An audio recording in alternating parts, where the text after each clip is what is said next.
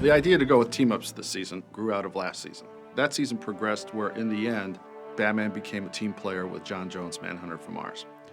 And at the very last shot, or just about the last shot of that two-parter, he was brought to the Watchtower, and John Jones introduced him to these 5 other superheroes. Those are the superheroes that we've used this season for the team-ups. Alan wanted to grow the Batman. I mean, he started off in basically his first year.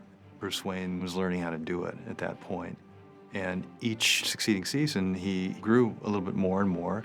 And now he's become a team member. He's bringing in partners from who are other superheroes to work with him. Naturally, the dynamic of the series changed somewhat because, Batman had always been sort of alone in his little world of Gotham. So we knew that bringing in other heroes was going to sort of drastically change the dynamic of the series.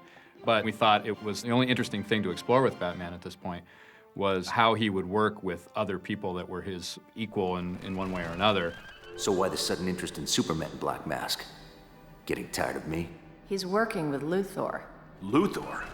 The tone for the new season was set with that first episode with Batman and Superman teaming up together. That was kind of a Brave and the Bold take towards this latest season. Brave and the Bold was a classic comic book where in every issue, Batman would team up with a cool character from the DC universe. So you had Hawkman one episode, Green Lantern. There's always some new hero coming along. As long as there have been superheroes, there has been the desire of fans to see those heroes teamed up with other heroes.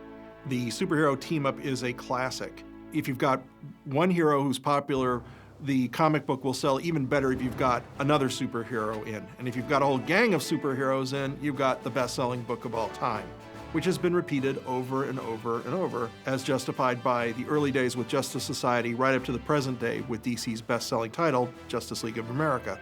I think what's cool about seeing heroes team up is just to see them, how they're going to interact with each other and deal with one another's personalities and how are their powers going to work together. Of course, the most classic example of that would be Batman teaming up with Superman. The Justice League's about to have its first official meeting. I heard the Martian invited you, but you declined. I'd prefer to work alone. So did I, once. But I found out you never know when you might need a friend.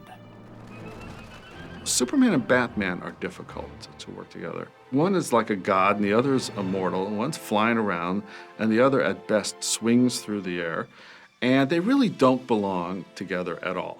But somehow people have responded to this relationship between them for years and years and years, and it continues going on. There's always been that bond between Superman and Batman, and to some degree it isn't entirely logical that they would be friends. Originally, they teamed up under the title World's Finest, which is a pretty appropriate title for a book that contains the world's best-selling superheroes.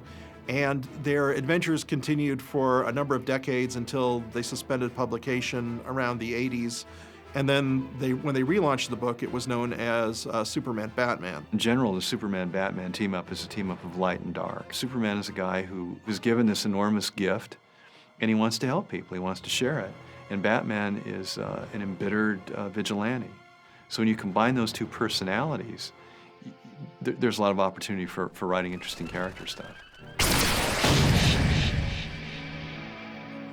This one fires yellow powder. Well, what gives, partner? You've prepared weapons to use against us. Only as a precautionary measure. Blame it on me, guys. I went temporarily renegade the last time we worked together. This might have saved a lot of time and trouble. I think in general, a team-up offers an opportunity for a writer to explore the character. Inevitably, when you have a team-up, there's conflict between the two heroes. So that whenever you have conflict, that helps you show more and more who the hero is. And it gives you deeper insight into the hero and also the guest star. A lot of these relationships Batman has with the other Justice League characters is an edgy one. But when I was a kid, of course, everybody was a pal to each other. And when you read World's Finest, I mean, Superman and Batman were like brothers. And The Brave and the Bold, it seems to me that there wasn't that much conflict going on there. But nowadays, they like to see superheroes get into it with each other. So you have to create, internal strife between the characters. Maybe there are two heroes who just don't like each other and who don't get along. So the problem is if they're paired up to take down a villain, they don't want to do it or they're not cooperating. They're a bigger threat to each other than the villain is. We always tried to keep a sort of healthy tension between the heroes coming into Batman's world, and there's always a little bit of discomfort on Batman's part that there's sort of not enough room for both of us in this town. Batman's going to be working with these new people in his world. And so therefore, what are the conflicts with these characters to make it interesting? What's Hawkman's, personality compared to Batman? How does he operate? How does he do things? No more Dark Knights for you, Dark Knight.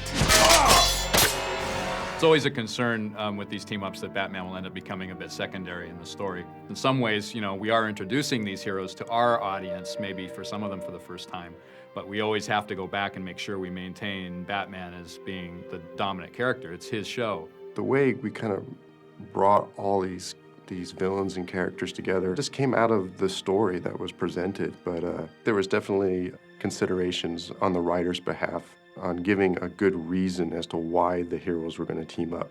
The heroes are not interchangeable. You have to find something unique about them and make the story pertain to that uniqueness in each case.